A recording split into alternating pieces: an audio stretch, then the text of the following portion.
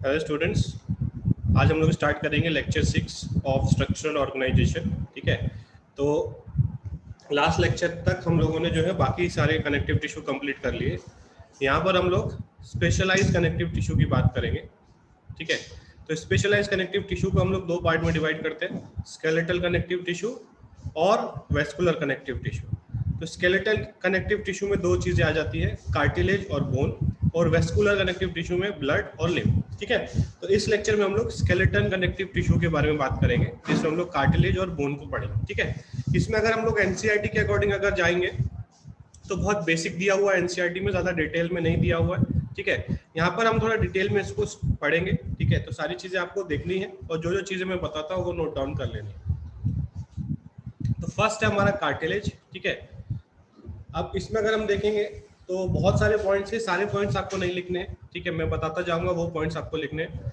Outer most covering of cartilage is called as perichondrium which is composed of white fibres connective tissue. ठीक है, तो ये point आपको लिख लेना है। ठीक है, आउटर मोस्ट कवरिंग जो है कार्टिलेज की वो बनी हुई है व्हाइट फाइबर्स कनेक्टिव टिश्यू की। Cartilage producing cells are arranged on periphery of cartilage known as chondroblast. ठीक है, तो ये भी इंपॉर्टेंट पॉइंट है, तो फर्स्ट और सेकंड पॉइंट आप लोगों ने लिख लिया। उसके बाद हम लोग आ जाएंगे फोर्थ पॉइंट पे। ठीक है, mature cells of cartilage is called as chondrocytes. ठीक है, ये हमको याद रखना है। मैच्योर सेल्स या कार्टिलेज के सेल्स को हम क्या बोलते हैं, डायरेक्ट ये भी क्वेश्चन आ सकता है कि cells of cartilage are known as, तो हमको याद रखना है कॉन्ड्रोसाइट्स। ठीक है, उसके बाद they are found in vacuole like space in matrix called lacuna. कहाँ पर मिलेंगे हमको, लेक्यूना में मिलेंगे, स्पेस है, खाली जगह है, इन विच 1 to 4 कॉन्ड्रोसाइट्स आर प्रेजेंट। ठीक है, यहाँ पे कॉन्ड्रोसाइट्स आर प्रेजेंट आएगा।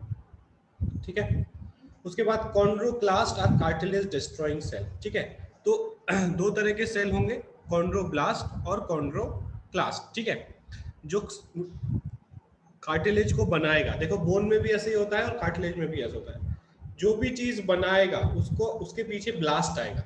ठीक है, थोड़ा उल्टा लॉजिक है यहाँ पे, ब्लास्ट मतलब तोड़ने वाला नहीं, यहाँ पे ब्लास्ट मतलब जोड़ने वाला। तो जो कार्टिलेज प्रोड्यूसिंग सेल्स है, ठीक है, उनको हम कॉन्ड्रोब्लास्ट बोलते हैं, और कार्टिलेज डिस्ट्रॉइंग सेल्स को हम बोलते हैं कॉन्ड्रोक्लास्ट। ठीक है, तो ये एक डायनेमिक सिस्टम जैसा हो गया। कार्टिलेज जैसे बोन भी एक डायनेमिक ऑर्गन है, उसी तरीके से कार्टिलेज भी एक डायनेमिक ऑर्गन है। ठीक है, तो कंटिन्यूअसली ये बनता भी रहता है, कंटिन्यूअसली भी टूटता भी रहता है। ठीक है, according to need of the body. उसके बाद किसका बना है, matrix of cartilage is called chondrin, composed of chondromucoprotein having chondroitin 6 sulphate and mucopolysaccharide, जिसका नाम है हाइलुरोनिक एसिड। ठीक है, तो किसका बना है वो आपको सीधे सीधे लिख लेना है। Matrix of cartilage is made up of chondroitin 6 sulphate and hyaluronic acid. ठीक है, इतना हम लोगों ने लिख लिया, बाकी सारी चीजें लिखने की जरूरत नहीं है। उसके बाद last point, blood circulation is absent in the matrix of cartilage but blood supply is present in pericardium. ठीक है, मैट्रिक्स में ब्लड सर्कुलेशन नहीं होगा, बट जो ऊपर की कवरिंग है वहां पर ब्लड सप्लाई आएगी। ठीक है, अंदर तक ब्लड सप्लाई नहीं आएगी। उसके बाद टाइप्स ऑफ कार्टिलेज की बात करें हम लोग, तो यहाँ पर आपको सिर्फ हाइलिन कार्टिलेज लिखना है, it is maximum in human body, इतना लिखना है, और उसके एग्जांपल्स लिखने हैं। ठीक है, सारी चीजें आप रीड कर सकते हो, बट सारी चीजें नोट करने की जरूरत नहीं है।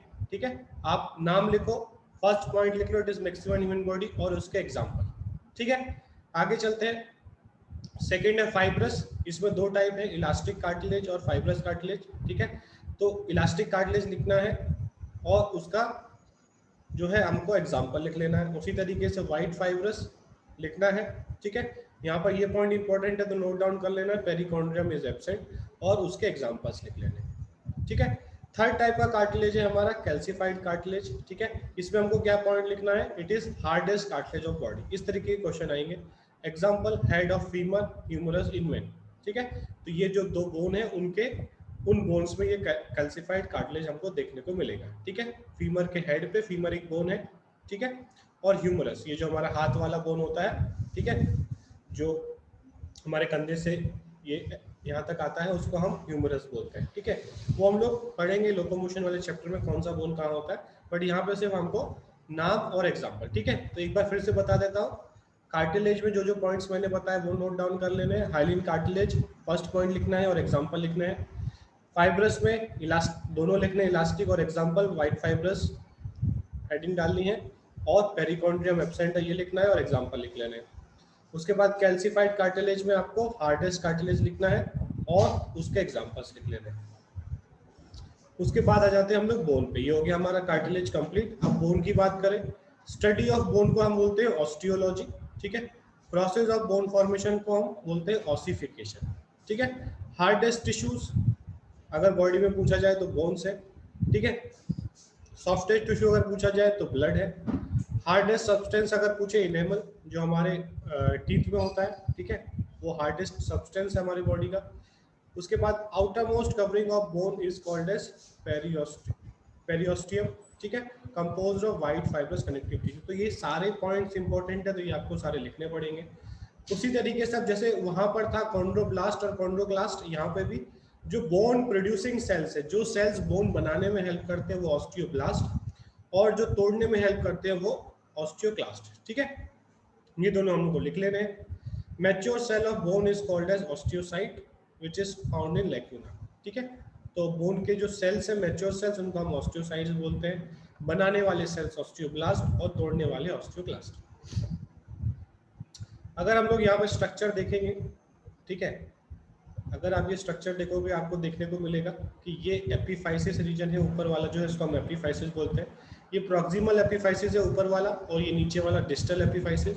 बीच वाला जो ये वाला जो पोर्शन है, बीच वाला, इसको हम बोलते हैं डाइफाइसिस। और एपिफाइसिस और डाइफाइसिस के बीच वाला जो पोर्शन है उसको हम बोलते हैं मेटाफाइसिस, ठीक है। तो इस तरीके से हम बोन को लेवल करते हैं, ठीक है। उसके बाद ऊपर जो है वो भी आर्टिकुलर कार्टिलेज, नीचे भी कार्टिलेज प्रेजेंट होगा, ठीक है। और अंदर अगर हम देख रहे हैं एंडोस्टीमियम, कॉम्पैक्ट बोन, ठीक है, पेरिस्टोमियम, ये सारी चीजें इसके अंदर प्रेजेंट होगी, जो हम लोग धीरे धीरे डिस्कस करेंगे, ठीक है। तो ये स्ट्रक्चर है, इसका लेबलिंग आपको कर लेना है। अब मैट्रिक्स की बात करें तो उसमें दो पार्ट है। इनऑर्गेनिक पार्ट जो 65 to 68% है, इसमें ये सारे आपको केमिकल्स देखने को मिलेंगे, और ऑर्गेनिक पार्ट जो 30 to 35% है, ठीक है। Ossein in which bundle of collagen fibre suspended in sulphated mucopolysaccharide, ठीक है। तो ओसिन प्रोटीन प्रेजेंट होगा वहां पर और कोलेजन फाइबर प्रेजेंट होंगे, ठीक है। ये क्वेश्चन आने के चांसेस कम है, फिर भी हमको ओवरव्यू याद रख लेना है कि इनऑर्गेनिक पार्ट जो है अराउंड हमारा 65 to 68% है, ऑर्गेनिक पार्ट जो है 30 to 35%, ठीक है। स्ट्रक्चर ऑफ लॉन्ग बोन की बात करें तो ये हम लोगों ने देखा कि एपिफाइसिस है, डाइफाइसिस है, मेटाफाइसिस है, ठीक है। उसके बाद एपिफाइसिस के बारे में यहाँ लिखा है, ये सारी चीजें आपको लिखने की जरूरत नहीं है, एक बार आप रीड कर लोगे तो भी चलेगा, ठीक है। ये सारी चीजें आप रीड कर लोगे तो चलेगा, ठीक है। छोटे मोटे पॉइंट्स आप लिख सकते हैं। एंड्स जो है वो एपिफाइसिस कहलाते हैं, जैसे end of long bones is called as epiphysis, ठीक है। इस पार्ट में जो है स्पॉन्जी टिश्यूज प्रेजेंट होते हैं, ये हमको याद रखना है। डाइफाइसिस जो है मिडिल पार्ट और शाफ्ट ऑफ लॉन्ग बोन, उसको हम डाइफाइसिस बोलते हैं, ठीक है। और मेटाफाइसिस क्या है, it is form little part between epiphysis and diaphysis. Diagram अगर आप देखोगे तो आपको पता चल जाएगा, ठीक है, कि ये वाला जो पोर्शन है ऊपर वाला, इधर वाला, दिस इज एपिफाइसिस। बीच वाला जो मेजर पोर्शन है शाफ्ट, जिसको हम बोलते हैं डाइफाइसिस। और एपिफाइसिस और डाइफाइसिस के बीच का जो पोर्शन है वो कहला रहा है हमारा मेटाफाइसिस, ठीक है। तो हाँ, तो एपिफाइसिस में फर्स्ट लाइन लिख लेना है हमको, ठीक है। फर्स्ट पॉइंट का फर्स्ट लाइन और सेकंड लाइन लिख लेना है, इतना लिख लेना है। उसके बाद डाइफाइसिस में हमको फर्स्ट पॉइंट लिख लेना है, ठीक है। और इसका नीचे फंक्शन लिख लेना, function of yellow bone marrow is storage of fat, ठीक है। तो हमको ये याद रखना है कि येलो बोन मैरो जो होता है वो हमारा स्टोर करता है हमारा फैट। मेटाफाइसिस हमको पता है, स्ट्रक्चर में हम लोग देखा, it is form little part between epiphysis and diaphysis. In this region epiphyseal plate is present, ये लिखने की जरूरत नहीं है, ठीक है। ये सारी चीजें लिखने की जरूरत नहीं है। उसके बाद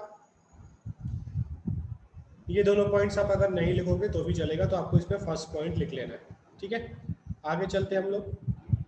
ये कुछ स्पेशल पॉइंट्स दिए हुए हैं, ठीक है, कि कितने तरीके के बोन्स होते हैं, जैसे स्पॉन्जी बोन्स, कॉम्पैक्ट बोन्स, ठीक है, डिप्लॉइड बोन्स, न्यूमेटिक बोन्स, ठीक है। तो ये आपको नोट डाउन कर लेना है। स्पॉन्जी बोन्स, इनमें हार्वेशियन सिस्टम एब्सेंट होता है, ये हम लोग आगे पढ़ेंगे, ठीक है। एग्जाम्पल्स इसके याद कर लेने। Compact bone, in this both Haversian system is present, ठीक है, दोनों तरीके के सिस्टम प्रेजेंट है, डाइफेसिस ऑफ लॉन्ग बोन में मिलेगा। डिप्लॉइड बोन, ठीक है। इसमें middle part of bone is composed of spongy bone in which trabecula is filled with RBM red bone marrow. ठीक है। All flat bones of skull यहाँ पर मिलेंगे। न्यूमेटिक बोन्स, जिन बोन्स के अंदर हवा भरी होती है वो हल्की बोन्स होती है, और ये हमको बर्ड्स के जो बोन होते हैं उनको हम न्यूमेटिक बोन्स बोलते हैं। ठीक है। तो ये कुछ स्पेशल टाइप्स ऑफ बोन्स हम लोगों ने पढ़ लिए। ठीक है। स्पॉन्जी बोन्स, कॉम्पैक्ट बोन, इनके एग्जाम्पल्स हमको याद रखने हैं। आगे चलते हैं हम लोग। अब ये वाला टॉपिक जो है एनसीईआरटी में पूरी तरीके से मिसिंग है। ठीक है। Internal structure of mammalian bone जो है डिटेल में नहीं दिया हुआ है। थोड़ा सा हम लोग देख लेते हैं, इसमें भी सारी चीजें आपको लिखने की जरूरत नहीं है। तो अगर हम बोन की बात करें तो इसमें 4 मेजर पार्ट है, पेरिस्टोमियम, मैट्रिक्स, एंडोस्टोमियम और बोन मैरो कैविटी। ठीक है। तो यहाँ पर आप देखोगे ये पेरिस्टोमियम है बाहर वाला। ठीक है। उसके बाद मैट्रिक्स है। ठीक है। उसके बाद एंडोस्टोमियम है, और ये वाला जो हमको देख रहे हो ये एंडोस्टोमियम है, नीचे वाला लेयर, ऊपर वाला पेरिस्टोमियम, मैट्रिक्स है, और उसके बीच में जो है हमारा ये बोन मैरो कैविटी भी रहेगा। ठीक है। तो ये फर्स्ट हम लोग स्टार्ट करते हैं पेरियोस्टोमियम से। आउटर मोस्ट कवरिंग है। ठीक है। इसमें 2 लेयर्स हमको देखने को मिलेगी। Outer layer consist of in which blood circulation is present. ठीक है। WFCT। ठीक है। यहाँ पर अगर आप देखोगे यहाँ पे देखने को मिल रहा है, यहाँ पे देखने को नहीं मिल रहा है, दूसरे डायग्राम में हम दिखाएंगे। ठीक है। उसके बाद तो इतना याद रखना है हमको कि पेरिस्टोमियम जो है वो आउटर लेयर है, उसमें 2 लेयर्स प्रेजेंट होती है। आउटर लेयर में व्हाइट फाइब्रस कनेक्टिव टिश्यू हमको देखने को मिलेंगे। ठीक है। डायग्राम में नहीं दिख रहा है पर हमको नोट कर लेना है कि आउटर लेयर में हमको व्हाइट फाइब्रस कनेक्टिव टिश्यू देखने को मिलेंगे। ठीक है। और वहां पे ब्लड सर्कुलेशन भी देखने को मिलेगा। इनर लेयर जो है वो ऑस्टियोब्लास्ट सेल्स का बना होगा, इतना याद रखना है। They divide two form osteocyte and secret layers of matrix. ठीक है। ये सेल्स डिवाइड करेंगे, नए ऑस्टियोसाइट्स बनाएंगे और मैट्रिक्स के लेयर बनाएंगे। ठीक है। तो आउटर मोस्ट लेयर जो है पेरियोस्टोमियम, उसका काम हमको पता चल गया। उसके बाद मैट्रिक्स की बात करें तो 2 तरह के कैनाल्स होते हैं इसमें, हार्वेशियन कैनाल्स और वॉक्समैन्स कैनाल। ठीक है। हार्वेशियन कैनाल जो लॉन्गिट्यूडनल कैनाल्स होते हैं। ठीक है। इतना हमको लिख लेना है, Haversian canals are longitudinal canals which are arranged parallel to long axis of bone. ठीक है। जो लॉन्ग एक्सिस है बोन के उसके पैरेलल ये प्रेजेंट होंगे। ठीक है। इसमें हमको 1 और 2 ब्लड कैपिलरीज देखने को मिल सकती है और नर्व फाइबर्स यहाँ पे प्रेजेंट होंगी। वॉक्समैन्स कैनाल जो होते हैं ये ट्रांसफर या हॉरिजॉन्टल होते हैं। ठीक है। They are interconnected, Haversian canals are interconnected by वॉक्समैन कैनाल। ठीक है। तो जो हार्वेशियन कैनाल है उनको आपस में जोड़ने का काम वॉक्समैन कैनाल करता है। ठीक है। ये 2 पॉइंट्स हमको इसमें लिख लेने हैं, बाकी पॉइंट्स नहीं लिखेंगे तो चलेगा। ठीक है। तो मैट्रिक्स में 2 टाइप के कैनाल है, हार्वेशियन कैनाल, ठीक है, और वॉक्समैन कैनाल। और इनमें ये हार्वेशियन कैनाल में तो पूरा हमको नोट कर लेना है, और वॉक्समैन कैनाल में हमको 2 पॉइंट्स नोट कर लेने हैं। ठीक है। उसके बाद जो लेमिले है, ठीक है, ये जो इसका लेमिले होगा, ठीक है, यहाँ पे हम देख रहे हैं ये लेमिले जो है उसमें हमको थोड़ा 1-2 पॉइंट लिख लेंगे हम लोग, जैसे concentric layer of matrix which are present around Haversian canal. जो कैनाल के आसपास जो मैट्रिक प्रेजेंट है उसको हम हार्वेशियन कैनाल या हार्वेशियन लेमिले बोलते हैं हम इसको। ठीक है। और presence of Haversian system is a typical feature of mammalian compact bones. ये पॉइंट हमको नोट कर लेना है। तो पहला पॉइंट और ये वाला 4th पॉइंट हमको नोट कर लेना है। बाकी चीजें नहीं लिखोगे चलेगा, क्योंकि काफी डिटेल में, इतना डिटेल में क्वेश्चन नहीं आता है। ठीक है। उसके बाद इसको हम पूरा स्किप कर सकते हैं, इंटरस्टिशियल लेमिले को। ठीक है। अगर सिर्फ हेडिंग डाल के छोड़ दोगे तो भी चलेगा। ठीक है। सिर्फ इतना लिख लेना कि जो वॉक्समैन कैनाल है उसमें जो है 3 टाइप के मैट्रिक्स है, 3 टाइप के लेमिले हैं, हार्वेशियन लेमिले, इंटरस्टिशियल लेमिले और सर्कमफेरेंशियल लेमिले। इतना आप लिख लोगे, 3 टाइप के सिर्फ नाम लिख लोगे तो भी चलेगा। ठीक है। सबको डिटेल में लिखने की जरूरत नहीं। लास्ट आता है हमारा एंडोस्टोमियम। इसमें भी 2 लेयर है। Towards bone marrow cavity layer line with reticular fibrous connective tissue. ठीक है। तो जैसे ऊपर वाला जो लेयर था उसमें भी 2 लेयर थी, नीचे वाले में भी 2 लेयर होंगी। ठीक है। एक बोन मैरो की तरफ होगा, दूसरा towards matrix of bone endosteum line with layer of osteoblast cells. ठीक है। ऑस्टियोब्लास्ट सेल्स क्या करेंगे, बोन बनाने का काम करेंगे। They divide two form osteocyte and matrix. तो मैट्रिक्स देखो डायग्राम पे फिर से आ जाते हैं। यहाँ पर हम पेरिस्टोमियम है, यहाँ पे भी मैट्रिक्स बनाने का काम कर रही थी एक लेयर, और नीचे जो दिख रहे हो आप 2 लेयर है, एक लेयर जो है वो मैट्रिक्स बनाने का काम करेगा और एक जो है वो बाहर की तरफ बोन मैरो की तरफ रहेगा। ठीक है, इस तरीके से मैट्रिक्स कंटिन्यूसली ऊपर से भी और नीचे से भी बनती रहेगी। ठीक है, ये हो गया हमारा एंडोस्टोमियम, ये दोनों पॉइंट्स लिख लेने। उसके बाद है bone marrow cavity. In the central region, hollow cavity is present, which is filled with yellow bone marrow. It is composed of white fat, and its function is collection of fat or storage of fat. ठीक है, तो yellow bone marrow का function क्या है? Fat को इकट्ठा करना, ठीक है, और उसको स्टोर करना, और जब जरूरत पड़े तो उसको रिलीज करना। तो ये हो गया हमारा बोन का स्ट्रक्चर। ठीक है, इस तरीके से बोन होगी और बीच में यहाँ पर कैविटी होगा। ठीक है, एक तरीके से ऐसे समझोगे, ये हमने एक पोर्शन दिखाया, इसको पूरा ऐसे राउंड होगा और बीच में कैविटी होगी, वहां पर येलो बोन मैरो होगा। ठीक है, तो जो जो पॉइंट्स मैंने बताए वो नोट कर लेने आपको। ठीक है, और यहाँ पर हम लोग ये लेक्चर खत्म करते हैं। तो हमारा जो हम लोगों ने फर्स्ट स्लाइड में जो मैंने आपको बताया था, फिर से मैं आपको बता देता हूँ। हाँ, तो स्पेशलाइज कनेक्टिव टिश्यू में स्केलेटन कनेक्टिव टिश्यू हमारा यहाँ पर कंप्लीट हो गया, कार्टिलेज और बोन।